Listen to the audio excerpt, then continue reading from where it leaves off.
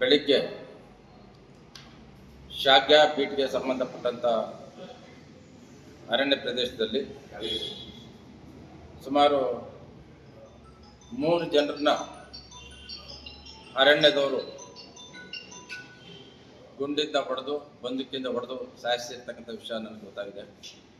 ಅದರಲ್ಲಿ John browse Peter ಅಂತಕ್ಕಂಥವ್ರೊಬ್ಬರು, Antony ಸ್ವಾಮಿ ಅಂತಕ್ಕಂಥವ್ರೊಬ್ಬರು, ಕುಮಾರ್ ಅವರೊಬ್ಬರು, ಇವರು 3 ಜನ ಕೂಡ ಇವತ್ತು ಮರಣ ಹೊಂದಿದ್ದಾರೆ.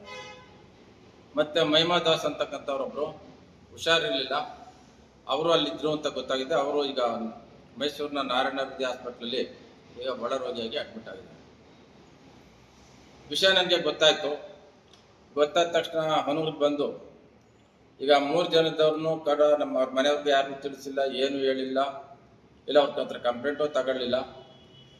ಇವರು ಹೊಡೆದು ಅವ್ರು ಸತ್ತ ತಕ್ಷಣ ಕೊಳ್ಳೇಗ ಹಾಸ್ಪಿಟ್ಲಿಗೆ ತಗೊಂಡೋಗಿದ್ದು, ಕೊಳ್ಳೇಗ ಆಸ್ಪತ್ರೆಯಿಂದ ಮೈಸೂರಿನ ನಾರಾಯಣ ಹೃದಯ ಹಾಸ್ಪಿಟ್ಲಿಗೆ ಒಬ್ಬನ್ನು ಕರ್ಕೊಂಡೋಗಿದ್ದಾರೆ. ಮತ್ತು ಇನ್ನು 3 ಜನ ಬಾಡಿ ಏನಿದೆ, ಆ ಬಾಡಿನ ಅವ್ರ ಮನೆಯವ್ರಿಗೂ ಕೂಡ ಯಾರಿಗೂ ಹೇಳದೆ ಮಾಡದೆ ತೋರಿಸ್ದೆ ಬಾಡಿನೂ ಕೊಟ್ಟು ತೋರಿಸ್ದೆ ಅದನ್ನು ಮೈಸೂರಿಗೆ KR ಹಾಸ್ಪಿಟ್ಲಿಗೆ ಅಲ್ಲಿ ಶವಾಗಾರಕ್ಕೆ ತಗೊಂಡೋಗಿ ಅಲ್ಲಿ ಮರಣೋತ್ತರ ಪರೀಕ್ಷೆನ ಮಾಡಿಸೋದಕ್ಕೋಸ್ಕರ ಅಲ್ಲಿ ತಗೊಂಡೋಗಿದ್ದಾರೆ. ಅವ್ರ ಮನೆಯವ್ರಿಗೆ ತಿಳಿಸ್ಬೇಕಾಗಿತ್ತು, ಅವ್ರ ಹತ್ರ ಕಂಪ್ಲೇಂಟ್ ತಗೋಬೇಕಾಗಿತ್ತು, ಅವ್ರಿಗೂ ಕೂಡ ಅಲ್ಲಿ ಹೋಗೋದಕ್ಕೆ ಅದು ಏನಾಗಿದೆ ಅಂತ ನೋಡೋದಕ್ಕೆ ಅವಕಾಶ ಕೊಡಬೇಕಾಗಿತ್ತು. ಯಾವುದನ್ನು ಕೂಡ ಅವಕಾಶ ಕೊಡದೆ ಮಾಡದೆ ಇವರ ಮರೆಮಾಚರದಿಂದ ಇವರು ಜನಗಳು ಏನು ಹೇಳ್ತಾ ಇದ್ದಾರೆ, ಮತ್ತು ಊರಿನವ್ರು ಏನು ಹೇಳ್ತಾ ಇದ್ದಾರೆ, ಅವ್ರ ಸಂಬಂಧಿಕರು ಏನು ಹೇಳ್ತಾ ಇದ್ದಾರೆ, ಮತ್ತು ಯಾರು ತಪ್ಪಿಸ್ಕೊಂಡು ಹೋದ ಒಬ್ಬ ತಪ್ಪಿಸ್ಕೊಂಡೋಗಿ ಈಗ ಮೈಸೂರಿನಲ್ಲಿ ಅಡ್ಮಿಟ್ ಆಗಿದ್ದಾನೆ, ಅವರೇ ಹೇಳಿಕೆ ಏನು ಅಂದರೆ ಬೇಟೆಗೆ ಹೋಗಿದ್ದಂಥದ್ದು ನಿಜ, ಕಾಡೊಳಗೆ ಹೋಗಿದ್ದಂಥದ್ದು ನಿಜ, ಅಕ್ರಮ ಪ್ರವೇಶ ಮಾಡಿರ್ತಕ್ಕಂಥದ್ದು ನಿಜ. ಆದರೆ ನಾವೇನು ಕೂಡ ಬೇಟೆ ಆಡಿರಲಿಲ್ಲ, ನಾವೇನೂ ಮಾಡಿರಲಿಲ್ಲ.